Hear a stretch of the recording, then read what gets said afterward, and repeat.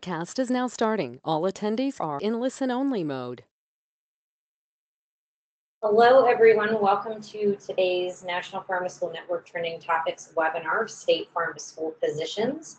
We are going to give it another minute for folks to hop on, and then we will jump into our content for today.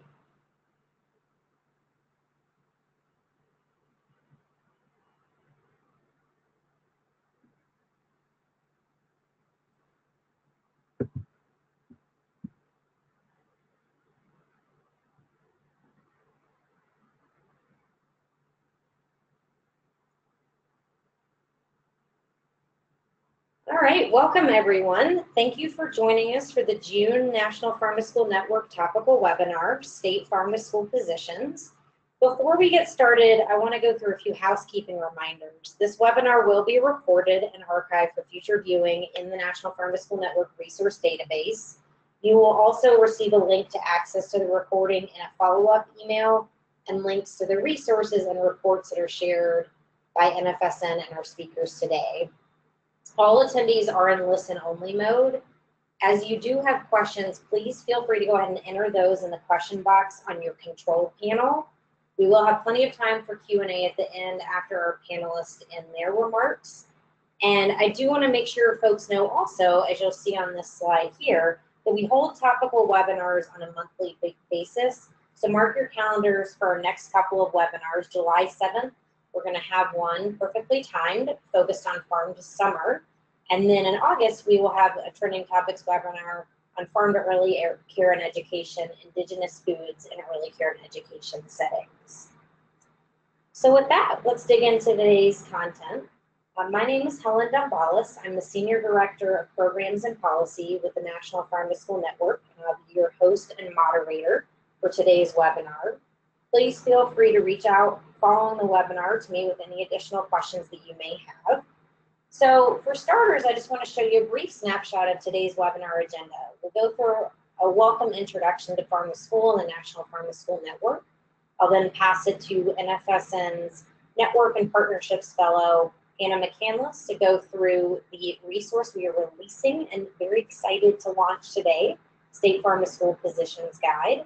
And then we'll hear from three of our partners in Oregon, Mississippi, Missouri, and Minnesota about their work and their roles in their State Farm to School positions. And then, as I mentioned earlier, we'll have time at the end for Q&A.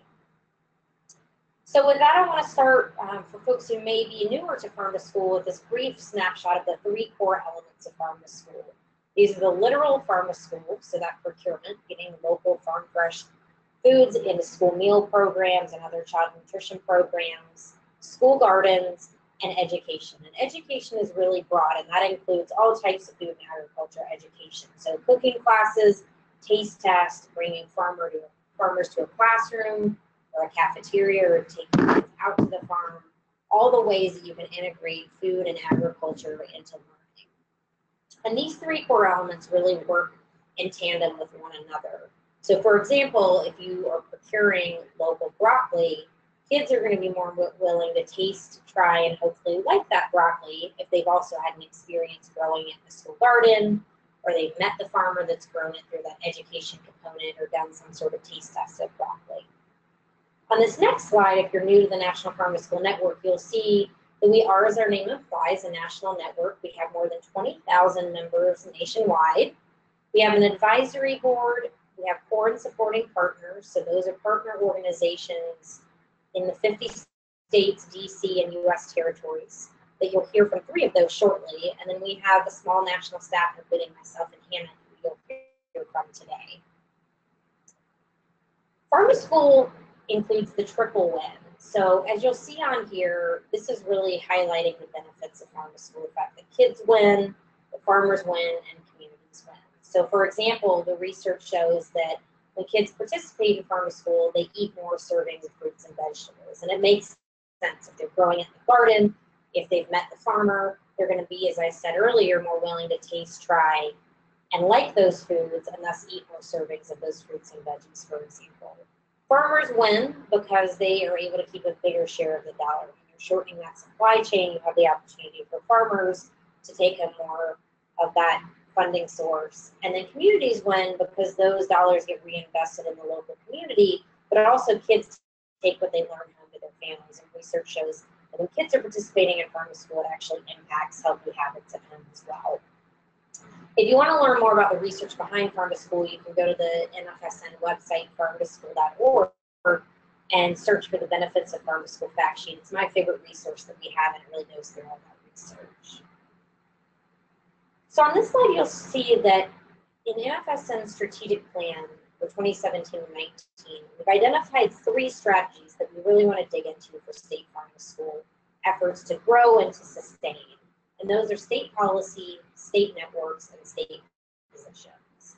So we have a legislative survey. If you haven't already seen that, it came out, the latest iteration last November, and that goes through all the different types of state policies, from getting farm to school coordinator positions in place, like those you'll hear about today, to getting additional reimbursements for school meals that have a local component. So that state resource is really valuable. And then secondly, you may have joined us last month on our webinar where we released our brand new Farm to School Networks Toolkit to look at all the models that exist around networking at that state level for farm to school. And then today we are really excited to release the 3rd resource in this series of state farm to school strategies focused on state farm to school positions. So with that, I'm now going to pass it over to Hannah to dig into releasing and sharing the content from that new resource. Thank you so much, Helen. If you all will check your chat box, I'm sending out a link to where you can find this new resource on our website. And now in this next slide, we're going to look at a map. It indicates 4 things, which are states that have full and part-time positions in the Department of Agriculture, in the Department of Health, in the Department of Education, and in University Extension. Helen, can you go to the next slide? And so based off of this information, and it was responses from our core and supporting partners through surveys and emails, we were able to get lots of details about positions all across the country and look at your state, find your state and see what it looks like. Think about the work that you do and how it relates to the positions that are in all of those different areas. And notice that some states have all 4 colors, which is obviously very exciting. And some states are more focused on agriculture, positions of farm to school and agriculture, and then some are more focused on education. And so this is a really interesting map, and we'll be analyzing this a little bit more later. So in the next slide, we're going to talk about the different sections within the resource. First, it includes 2 lists. One is of state agency farm to school positions, and one is of university extension farm to school positions. After that, we have case studies, a section on analysis of the information we collected, and a section that includes job descriptions of the different types of farm to school positions that are out there. These are real job descriptions from real positions across the country, and they can be used to help you in developing job descriptions in the future as more positions come about.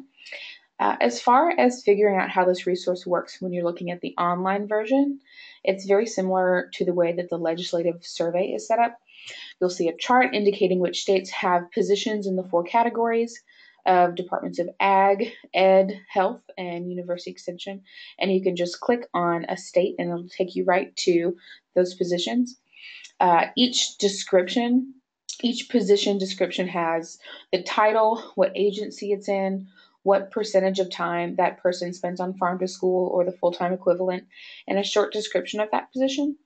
And then throughout, you might find spaces that say unknown, and that is because this is a living document, and we are always updating it and finding new information to put in it to provide to you. And so those spots are things that have not been filled in yet. And on the next slide, we'll see one more slide ahead, please. We're going to see, these are the logos of the folks that work case studies for us. 3 of them will be talking today about how they got positions in their in their departments of education or ag or in university extension. And then they'll also be talking about their jobs and their roles in the farm to school movement. And so whenever you do check out this resource online, definitely look through those case studies. Their experiences are diverse, but also very helpful in people who are looking at starting these positions. In the next slide, we're going to look at a quick analysis of the information that we collected. So from what we found, in total within the 50 states, Washington, D.C., and U.S. territories, there are 155 farm-to-school positions that are both part and full-time. In 96 of them are in state agencies, and 59 of them are in university extension offices. Breaking it down a bit more, we see that 40 of those positions are in departments of agriculture, 38 are in departments of education, 14 are in departments of health, and 2 are in departments of social services and human services. 1 is in Department of Children and Families, and 1 is in the Department of Environmental Conservation. So there's obviously a really strong presence in departments of agriculture and in departments of education, but more are starting to pop up in departments of health. And those 2 that are in human services and social services are new and are focused on young children and health. And so those are very interesting how lots of different positions are really making farm to school integrated into their work that they would already have. When we combined all of the positions' full-time equivalent amounts, we found that it is approximately 84.975 FTE. So that means that of all the positions together, it's as if nearly 85 people are working full-time across the country on farm to school, which is great. Departments of agriculture hold 29% of that farm to school FTE. Departments of education hold about 18%. Departments of health hold about 9%. University extension offices hold a whopping 42% of FTE, and then just under 1% of FTE goes to the departments of human services and social services, family and children, and environmental conservation. According to what we have found, FTE for farm to school has increased approximately from 28 in 2015 to just over 84 as of March 2018, which is an increase of 56 FTE in just a few years. And although there's always room for improvement, we think that this shows that, especially just in the last 3 years, has been a significant shift in more and more people making farm to school a part of their job, whether it's just a couple of hours a week or whether it's full-on new positions that are full-time. And now when we talk about the creation of farm to school positions, we see a solid chunk of them come from some form of legislation.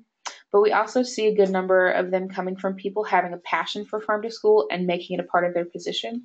And over time, that position institutionally becomes farm to school related. Sometimes that dedication can lead to farm to school initiatives becoming a more sustainable part of that specific job description. And when we talk about creating these positions, we have found that much of it comes from building relationships and maximizing the capacity of a role for farm to school or farm to school initiatives. And lastly, when we're looking at finding ways of maintaining roles, when we're seeing funding cutbacks all across the country, we found that it is important to be able to articulate the cross-sectoral benefits of farm to school in order to show its needs. We also know that farm to school is a needed and useful thing, and we're working on showing the rest of the country how important it is. And so we're glad that you're here listening about this resource, digging in a little bit more. And we can't wait to hear from our presenters, who I will introduce the first one now. So our first presenter is Rick Sherman. He's there on that side of the building. And Rick Sherman was hired by the Oregon Department of Education in 2012 as the Farm to School and School Garden Coordinator after working for 32 years for a food service management company. The last 20 of those years have been spent as a director of nutrition services in Eugene and Dallas, Oregon. Rick graduated from Western Washington University with a degree in education. He has been a runner for almost 40 years, competing at the national level in competitions, and has been a high school track and cross country coach for 20 years. Rick is a master gardener, loves home brewing and riding dirt bikes. He spends his spare time in his backyard, garden, and raising chickens. Rick, please take it away. Okay, hey, thanks very much. And yes, that is me on the side of the building. I'm the one that's in the t-shirt on the building there. Yeah, so I'm going to go really quick and you won't be bored. So let's get started. Next slide. Okay, so everybody has a lot of preconceived notions about Oregon. We're very, very earthy. We recycle. There's Portlandia and stuff. But I had the privilege of speaking at a couple states at their farm to school summits, and so I've gleaned a lot of slides from those presentations. Next slide. So one of the things I would say was more on your state in a bit, but for now a little bit of a dose of Oregon reality. Next slide. This is actually a shot of Oregon I found on the internet, and really 2/3 of Oregon is like this, and it makes it a bit harsh for gardening. So we feel your pain, states that are like this. You can garden anywhere, you just need some help and stuff. So anyway, next slide. So how did I get here? As Hannah said, I was 32 years as a food service director. My last job as a food service director was in Eugene, Oregon. And we had a very vocal group of parents that would they would run town halls and they would want to improve school nutrition. And I would want to say, well, this is about when farm to school started taking place. And they said, I didn't like to say no. The answer might be no, but how do we get to yes? So here's a screenshot of one of our meetings. Next slide. Kind of not really, but I did meet with these folks, and that they had a lot of good points. I started working with them shoulder to shoulder in the school gardens, and getting I increased our local purchasing tenfold for like 4 years in a row. Just crazy improvements there, and I became the crazy passionate food service director about farm to school. And this job opened up at the state, and one day I just quit my job and started doing what I'm doing now, and now I have the best job in the world. Thank you. So in Oregon, we have my position. We also have Amy with the Department of Ag, and we have a lot of nonprofit partners. So I work from the schools out, and Amy works from outside farmers, ranchers, fishermen in. Next slide. And so these are all of our partners that we have, a lot of nonprofit partners, too many to list. Next slide. Which also, if you go to our Oregon School Garden website, we have a resource people document that lists everybody with little pictures of everybody. So we have lots of ways to get folks help in very specific ideas. We have a resource people document that matches this, that shows what these people do. Next slide. So if you go to the National Farm to School website and you go to, there's a picture of me with the chicken on my shoulder that I overuse too much, and there's a link to this site. And this is our school, our Farm to School website that has all this stuff on there. Next slide. So when I first got here, the first thing I did was mapped all the gardens in the state. We're currently at actually 695 right now, 695 gardens. Some of them are inactive, but there are not very many of them. But this was our goal, is to have a garden in every county, know which ones have chickens and bees, and so we have a really good handle on that. Next slide. And one of the biggest stumbling blocks was garden food safety. We developed a garden food safety program that's on our website too, that's downloadable and free. And it's the only one that I know of in the country that actually lets you prove what you're doing. It's in the form of lists you check off, and our county health departments have signed off on this. And so they look for it when they go to inspect our cafeterias. Next slide. So school gardens are a big deal here. Here's a picture of a school garden day in one school we had. Next, there we are. Not really, but we did get, for one half pan of lettuce in Eugene, we had 3 TV stations and newspaper and NPR show up to take pictures of that one half pan of lettuce. So don't let anybody tell you that there's not enough produce to make it worthwhile. It's a really big deal. So really quick, I'm going to show you what some of our places look like. Next, we have vertical gardens, fence gardens where there's no room. Next slide. We have rooftop gardens downtown Portland. Next slide.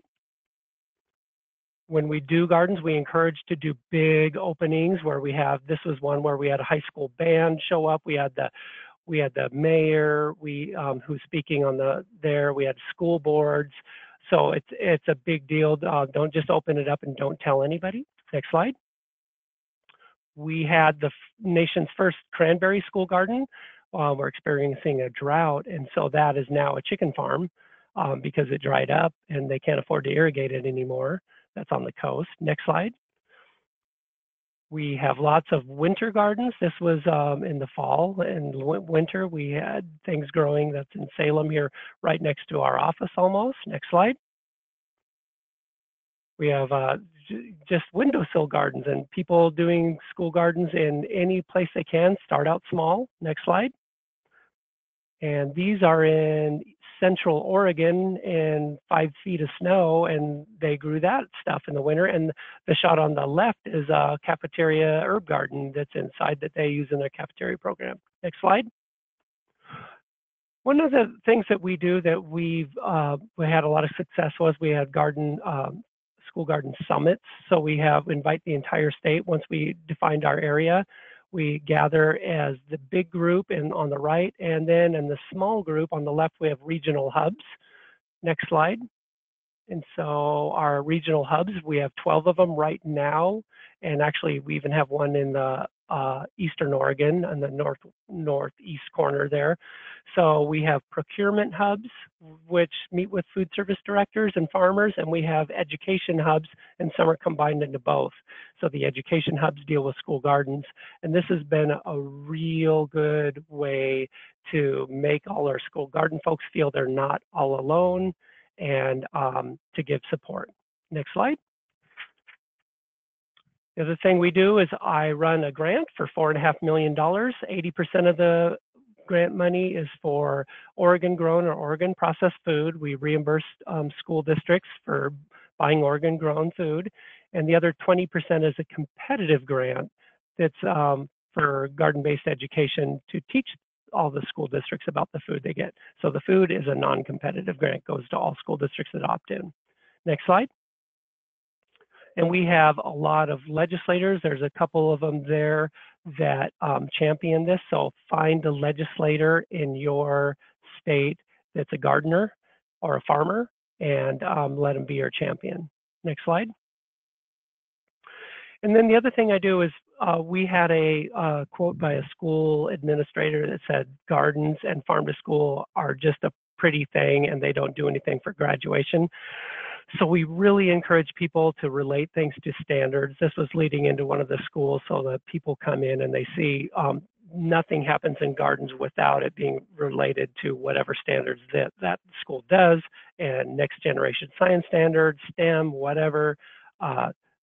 So we try to do that as much as possible and try to integrate cafeteria stuff with education wherever it's possible. So we give the message, and here's how I go about doing that message. I have a minute and a half left. Next slide. So I start big and think small. So these are 7 steps to unify your state and your area and do this. The first step is to define. Next slide. Basically do what I did by finding out where all your school gardens are and all your education centers are. Next is to network. And that is to gather as a state, either in a summit or create hubs. So you're networking. The next step is to do stuff. So don't just have a garden, but do stuff like do a garden to cafeteria day or relate things to standards or have an agenda and have a purpose. And then report. So it doesn't do any good if you don't tell the newspaper, do a school board report, speak at the the School Board Association convention to show what you're doing, and then you can, next slide, develop relationships with those people, school board members, whatever, and make sure you're, next slide, relating to standards, like I said. And then the last step is, then you will have an ask. So once you're relating to standards and you're doing all this stuff, you have an ask. So people say, for instance, in one county, we were able to give an ask for a paid school garden position, and they were doing everything they could to make that happen. And it wouldn't have happened if we didn't do this process. And that is it. And it's exactly, I'm on time. Thank you. Thank you, Rick. We appreciate it. That's Rick's contact information right there. And now we are going to hear from Lauren. Lauren Farmer is the Missouri Farm to Institution Project Coordinator for the University of Missouri Extension Office. She is also the Missouri State Lead for the National Farm to School Network. Her work focuses on connecting Missouri farmers to schools and other institutions to help provide fresh, local foods for students and other consumers.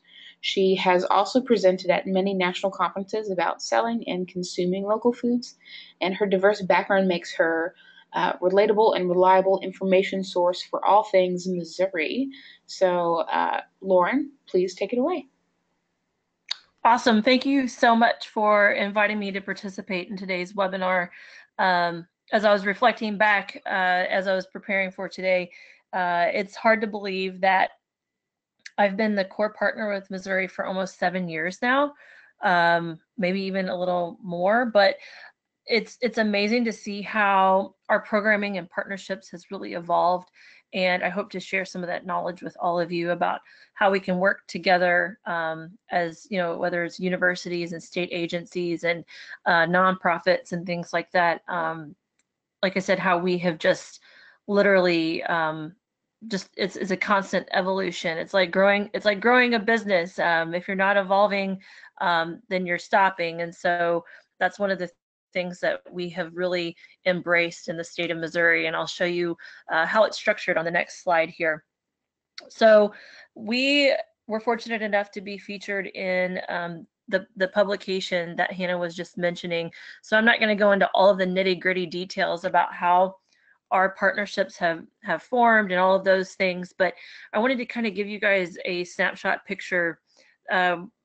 I, along with our other state partners in the state of Missouri, actually presented at the national conference about our partnership and how we have been working together. But I just wanted to give everybody a screenshot of what all of our different state institutions and agencies are doing to help each other out, essentially. I by no means am an expert in everything dealing with farm to school, but I have friends within our state agencies that are, and that's what's really great. We actually had legislation that came into play several years ago that allowed us to have a full-time farm to institution position within our Missouri Department of Agriculture, which has been an excellent asset to the work that we're doing across the state. My original position was funded through a CDC grant several years ago, and that's how the partnerships all kind of came together. It was a partnership through what we call, it's like a food policy. It's called MOCAN, which is the Missouri Council for Activity and Nutrition, and it's partners from across the state that work towards getting a healthier Missouri. And University of Missouri Extension partnered with our Department of Health and Department of Education to start doing programming across the state to really jumpstart farm to school programs. And so my primary focus now, and there will be more information coming up, but we have a traveling van called Eat Smart on the Go. I'm going to tell you a little bit about that. Working on with our producer database, creating education materials, doing field trips, lots of hands-on, working with my extension colleagues throughout the state of Missouri to basically grow the growers as well. Extension has I'm funded full time through basically SNAP at the federal level. Department of Health has some funds that allows my colleague Lisa Farmer there to do the Culinary Skills Institute, which is for pre-K, and so she handles a lot of the pre-K early childhood farm to school programming. My partner in the Missouri Department of Education, Barb Shaw, is our procurement guru. She does not have dedicated funds that actually offsets the cost of her work, but it's just become something that has become a valuable asset when you look at Missouri childhood nutrition, and from an economic perspective, that our partners at DESE have been kind enough to allow Barb to kind of wear a couple different hats within our position. And then I mentioned Morgan Householder with Missouri Department of Agriculture. They do a lot of work with producers, and you know, in the work that we all do together, we try to complement each other as much as we possibly can. We'll go to the next slide. I mentioned our Eat Smart on the Go van. This was not purchased with SNAP funds. We had some additional funding that came through. But this is kind of a complementary program to what we're already doing with farm to school work. So it's not 100% farm to school. It's more about going and teaching seasonality and showing folks how easy it is to cook seasonally in the state. And it has a full mobile kitchen. It allows us to be direct and intentional and quick programming, where, you know, in the programming that we do today, everything seems so digital. This is a hands-on way to teach people how to eat healthy and give them that opportunity. And anytime we have the opportunity to young school-age children, it's really fun for the impact, because it's instant gratification. So, you know, they see a whole watermelon and we turn it into a salad or something like that. It encourages children to try new and different things. We'll go to the next slide. This is just a couple pictures of myself and my colleague Larry Roberts. He coordinates our Eating from the Garden program in the state of Missouri. We are proud to work together in our programming. School gardens are viewed as an educational tool for our farm to school programming, not necessarily, oh yeah, we're going to feed an entire school with our school garden, but more, like I said, it's that hands-on direct education. And I was visiting with Larry the other day, and we're going to be tallying close to 700 school gardens across the state of Missouri. We view this type of work between Eat Smart on the Go, our nutrition programming associates that are out around the state, our nutrition specialists, our ag specialists, all of these things, we're looking at it as a total system because it seems so easy to sell local foods. Well, you have to look at our entire food system, and that's what all of these partnerships are trying to do, is layer all of our efforts together so that we're not so siloed. I will put a link in there. We created Seasonal and Simple. That's for individual uses, but we also have a cookbook called Seasonal and Simple for food service, and it has large scale recipes in it for school food service professionals to hopefully make it a little easier to serve locally grown food in their cafeterias. And on the next slide, like I mentioned, that you know, we look at it from all different directions. And as Rick mentioned, you know, oh, Oregon, you know, I think that we could all, you know, I've been doing this for a long time, but it's amazing what we can learn from each other. And I'm always learning something new. But some of the things that always seems that we have all of these different stigmas that are attached to local foods and getting food into schools and things like that. These are many of the questions that I encounter when I'm working with schools and producers, and I'm sure all of you kind of have the same kind of roadblocks as well. On the next slide, I wanted to show, I mentioned that we were talking about you know, the economic viability of farm to school. And I just wanted to show that, if 1% of total, dollars spent on school lunch programs were purchased from Missouri farmers, that's life-changing money for a medium-sized, small-sized farmer in the state of Missouri. And that's what we're trying to do is, for example, in this picture here, these were students with a school in Kansas City out basically shopping for the food that they wanted to eat in their lunchroom. These kids had never had fresh sweet corn straight out of the field before, and this is one of the stories that has stuck with me for a long time. I think oftentimes we take for granted the opportunities that we oftentimes have living in the Midwest. We have plentiful farming, and we don't always stop and take a moment to relate to those that don't necessarily have that opportunity. And it's amazing the difference that it makes when the kids actually have the opportunity to go and pick the food out themselves. And the next slide, please. So I mentioned, our statewide partnerships and how we all work together. Like I said, we all have a common goal, and that is to help create opportunity for Missouri schools, Missouri students, Missouri farmers, and we're really making a group effort to reach all of those different sectors. Like I said, whether that's through our kind of our formal partnership, or whether that's a partnership within the different regions, whether it's Kansas City, Springfield, St. Louis, those are our larger metropolitan areas in the state of Missouri. But MU Extension has programming that's meant to reach all. We have Missouri Grown curriculum to help producers grow food, better, have a higher quality product to sell to schools.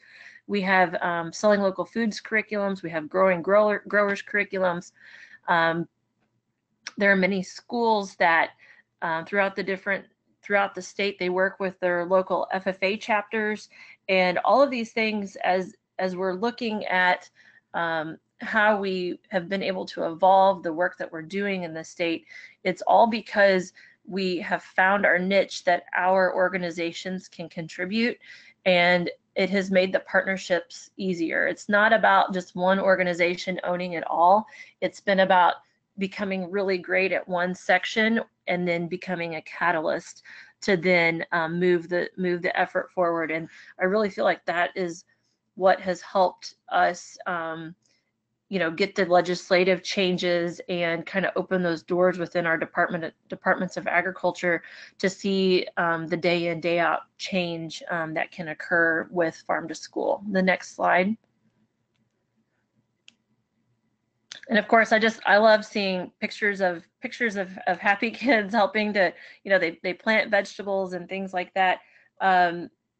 This is really what sums up our work that we do as in the state of Missouri, is that if we have happy and healthy kids, then they're going to learn better. They're going to have longer, healthier, adulthood.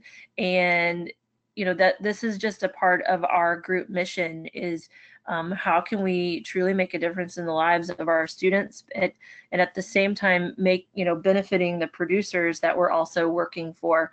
And that's just something that we take it very, very seriously in the state of Missouri, and we have lots of really great things coming ahead.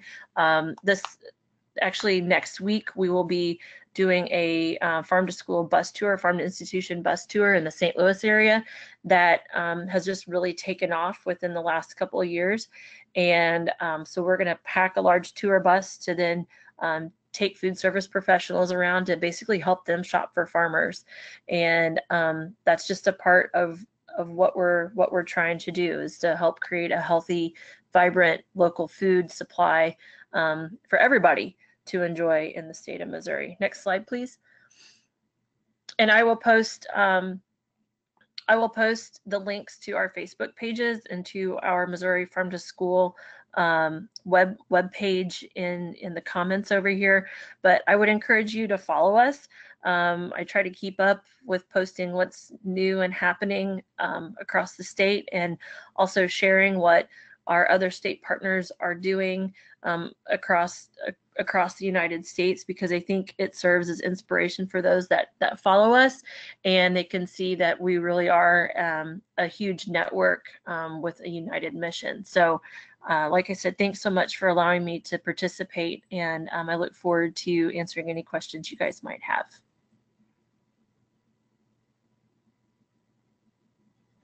Thank you so much for sharing, Lauren. Now we're going to go on to our last speaker, Stephanie Heim. Stephanie joined Extension in 2010 to provide statewide leadership to Farm to School. She serves as the Minnesota Core Partner for NFSN and coordinates Minnesota's Farm to School leadership team. In addition, Stephanie works to ensure more policies and systems work for more people, especially our food system. She does this by developing authentic relationships with others, weaving people together, and challenging herself and others to think, see, and work in new ways. Stephanie earned a master's degree in public health nutrition at the University of Minnesota's School of Public Health. She is also a registered dietitian.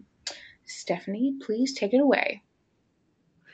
Thank you, Hannah. Hi, everyone. Thank you for joining us this afternoon for this presentation, and I want to thank the National Farm to School Network for including Minnesota in the new resource. I'm going to do my best to provide an overview of the case study that's in there, and if anyone is interested in following along, the case study for Minnesota is on page 40 and 41, and then there's a brief sort of position description or work plan on page 62. So as Hannah said, I've been at the University of Minnesota Extension for just over 8 years, and I come to this work with a public health perspective, and I'm going to spend just a little bit of time talking about my position, but before I get into that, I wanted to provide a little background on Extension. So next slide, please. Not everyone that I talk to is familiar with the University of Minnesota Extension, and that includes people at the University of Minnesota. So I thought I would just take a second to talk about Extension. And in essence, the purpose of Extension is about making a difference by connecting university needs and community community needs and university resources to address critical issues. So we have in Extension over 800 people that work across our state in every county and regional offices and on coordinate campuses. And our dean likes to say that Extension is sort of the front door to the University of Minnesota. So we are everywhere across the state. Moving on, I want to say a bit more about Extension. So next slide. I included a slide here about the university extension budget, not to kind of go into detail, but just to highlight that Extension is a big and powerful organization. We have about a $70 million per year budget. And in addition, we have expertise and staff people that cross so many different sectors and disciplines and areas. So while I come from our Center for Family Development and Health and Nutrition, we also have youth development experts and experts in community development and community vitality and community leadership, as well as agriculture and the environment. And so I think Farm to School is a really amazing tool and strategy for all of Extension to sort of live out its mission. And so that's why I wanted to put a plug in there for Extension, because I too, like Lauren, come to this work from kind of a SNAP ed health perspective, but there's a lot of opportunity within Extension. So I'm going to take just a moment to talk about my position, sort of past, current, and future, because it has evolved a lot in the last 8 years. And so one of the things that has kind of remained consistent, though, that just echoes what Rick and Lauren have already articulated, is that my work is always done in collaboration and relationship with others. And I think that's the reason why I continue to work in Extension and why I continue to have a position in Extension, is because I have always done my work in partnership. And so while my job duties and the amount of FTE has truly transitioned and ebbed and flowed a lot over the last 8 years, what's remained consistent is the collaboration. And so 8 years ago, I was hired full-time after a really innovative unit in our university called the Regional Sustainable Development Partnerships institutionalized my position. That's kind of what they're known for. This unit does work kind of on the leading edge, and ultimately its goal is to get it institutionalized. So that's what happened. In the beginning years, my position was heavily funded on soft grant dollars from things like a contract through our State Department of Health. That funding came through the CDC, as well as a USDA specialty crop grant and a SARE grant. And so in the beginning, I had mostly soft dollars and had a lot of focus on continuing to apply for new funds to keep my position. And over time, I was able to demonstrate, I guess, my value with an extension or the position's value, and was able to get hard dollars. So now currently I'm about 30% dedicated to farm to school and have stable funds, including SNAP Ed. We are a SNAP Ed implementing agency in Minnesota. And I just wanted to point out that actually my work plan for 2018 made it into this new resource. So that's on page 62.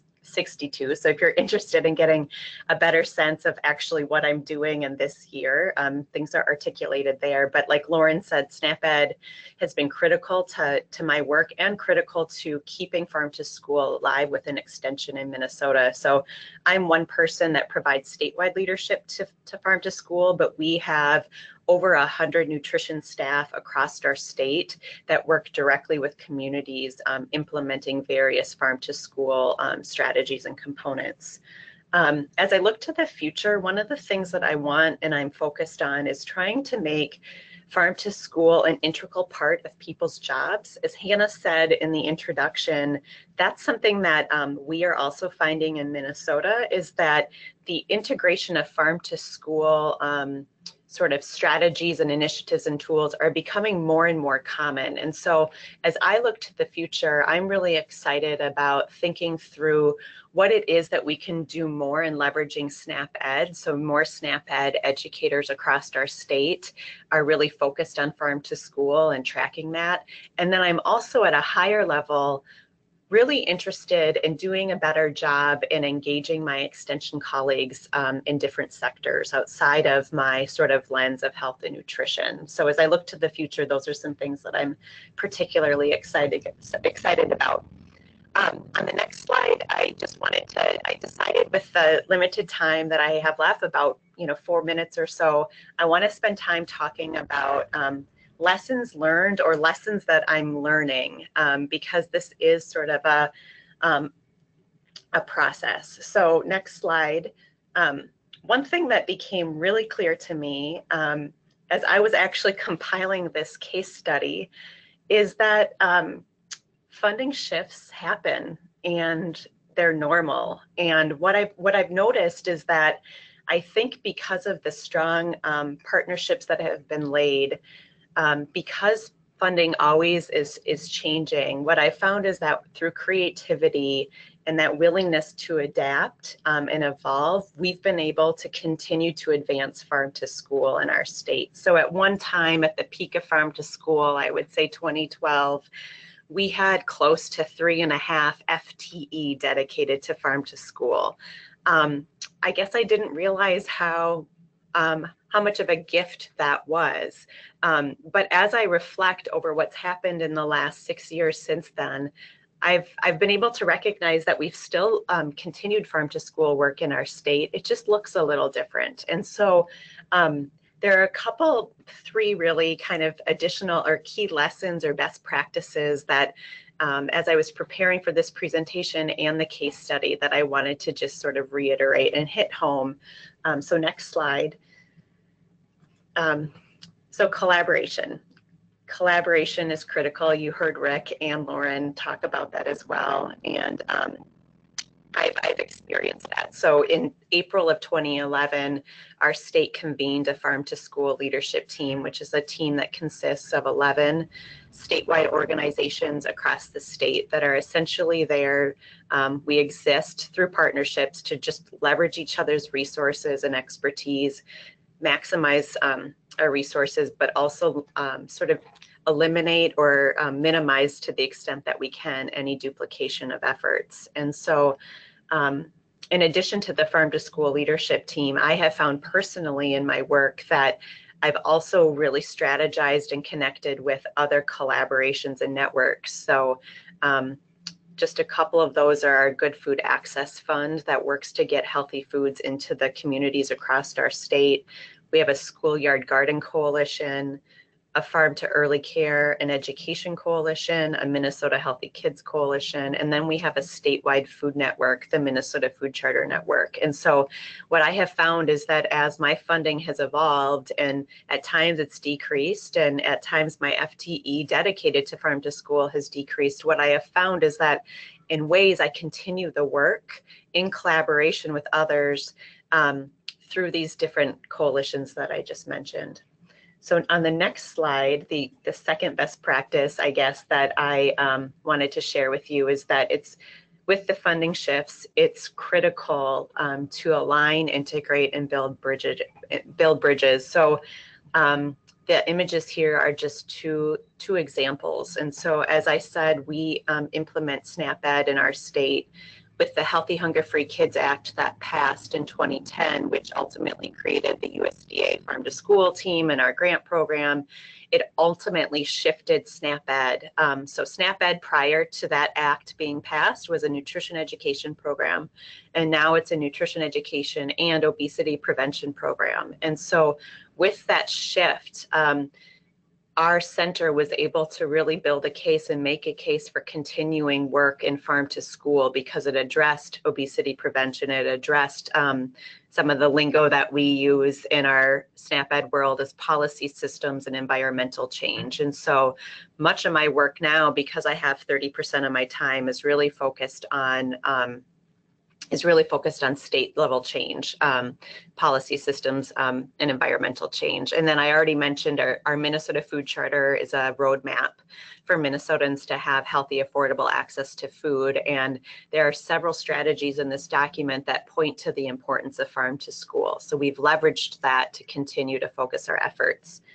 The final best practice that I wanted to just share with you, next slide, please, is that systems approaches last. And what I found is that it's really important and valuable to focus on strengthening individual knowledge and skills. So building kids' knowledge and food literacy in the garden and in the kitchen, but it's also very important to make sure that we are educating providers, supporting networks, actually changing organizational practices and influencing policy and legislation. So I have found that this systems approach has really helped Minnesota move forward, but also helped me kind of evolve in my position over time.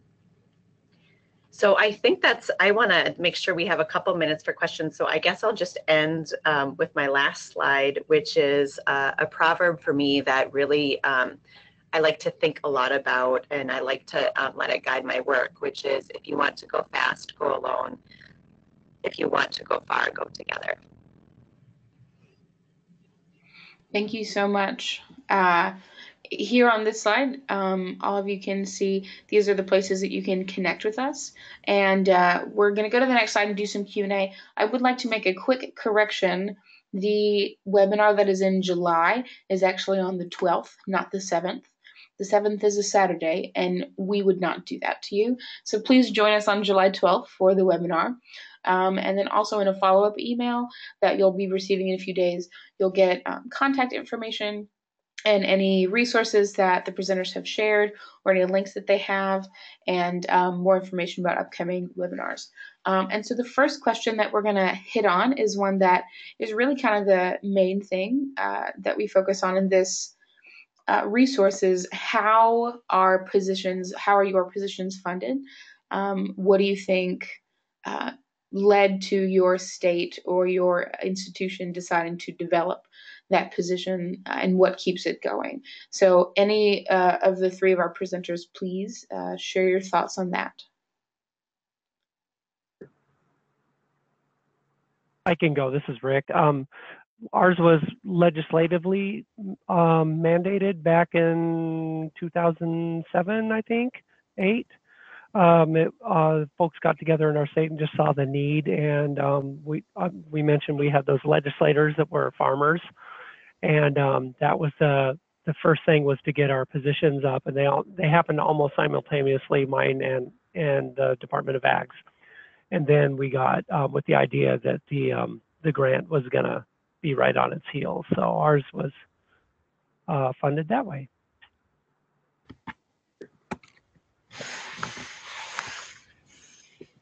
Thank you. Do either of our other presenters want to speak to that? This is Lauren, and ours started off with a grant to get started through the CDC. That was, like I mentioned, a partnership between our Department of Health and Department of Education. And as Stephanie mentioned, there's ebbs and flows in funding, and so there were times when I had less amount of funds because when a grant runs out, you have to evolve as you're going along. But as I mentioned, right now my position is funded through like SNAP-Ed, and then I can offset costs with that. If we receive any other types of grants that would help pay for my time with extension. Like Lauren said, this is Stephanie. My position is funded through SNAP-Ed, as well as state and federal dollars that come into extension. So that's how my position's funded now, although in the earlier years I had a lot more kind of soft grant dollars. And we are trying to take a couple lessons from Oregon and other states and really working hard to try to get full-time positions into our departments of education and agriculture. So Rick has been an amazing resource to us in Oregon in the whole, and trying to learn how best to do that. Thank you. Another question that is a little bit more specific to Rick and Lauren. People are wondering, how do you keep the gardens going in the summertime when there are less students around to participate? Oh, that's a good one. I'd love to take that. I'm in the middle of a really ambitious project. Once I found out all of our gardens, I have an email from, so I have a captive audience. So I'm updating my data, and we as a network, Oregon School Garden Network, we have a bunch of stuff like how many school gardens have garden education taking place, what is being taught, how much of the food is going in the cafeteria, et cetera, et cetera. And one of those questions was, what seasons are you gardening, and when was your garden established, so we can have a timeline. And there's no cookie cutter model, and the ones that are operating in the summer, there's a whole bunch of different things that I'm finding they're doing. They're using food banks, they're putting stuff in their school lunch program for the summer lunch program. They're sometimes they're hiring interns to tend the garden, so the coordinator doesn't get burned out. Sometimes they do a model where they have the parent club come in, and since my hometown, I did this. I signed up for 2 weeks so I could water and weed in my, a couple blocks from my house, and I could take care of the garden while the garden coordinator could take a vacation. So there's not any one way, and some do let their gardens go fallow until spring, or until the fall. But there's no, it happens a myriad of different ways, I guess. And Hannah, this is Helen. I want to jump in really quickly just before we lose folks, because I know there are a few questions that we're not going to get to. We will, in a follow-up, provide a link to the resource, since it sounds like some of you are not able to find that link. So we'll be sure to send that. We will also address the contact information for speakers. Some of you are asking how you can get in touch with folks directly. And then we will follow up with the questions that we don't get to today to see if we can help get some of those answers. So just wanted to jump in. Go ahead, Lauren. No, I was just going to echo what Rick said. It depends. A lot of our Eating from the Garden program gardens are in the spring and the fall. But there are some schools and some of our, Stephanie mentioned that There's a network of nutrition program folks across the state of Minnesota. It's the same thing in Missouri. And so it depends upon the programming that our MPAs are out doing and our specialists are out doing. But we focus a lot on those early spring crops and then fall crops as well. Thank you. Thank you. And a question for getting about edits to the resources. So a few of you have chatted saying that you are seeing positions either missing or that need some corrections. If you could email those to Helen, Helen, at farmtoschool.org, we can take a look at addressing those either in this iteration or coming iterations. So just wanted to respond to that concern for folks. As Hannah mentioned earlier, there are many positions and there was a lot of research that we did connecting with foreign supporting partners, but obviously things that we may have missed. And then I also know a couple of you have asked about whether or not we plan to put together a resource that's for local level positions. So this resource is state positions, but what about positions, you know, for example, at a school district level? That is not something that we currently have on tap to do, but certainly something we will add to our list to consider, and that's a great idea for those of you that have suggested that. So, Anna, any other questions you want to go to before we wrap it up? I think some of these questions are a little bit more specific and one-on-one, so we can connect these folks as necessary, and I think we can wrap this webinar up.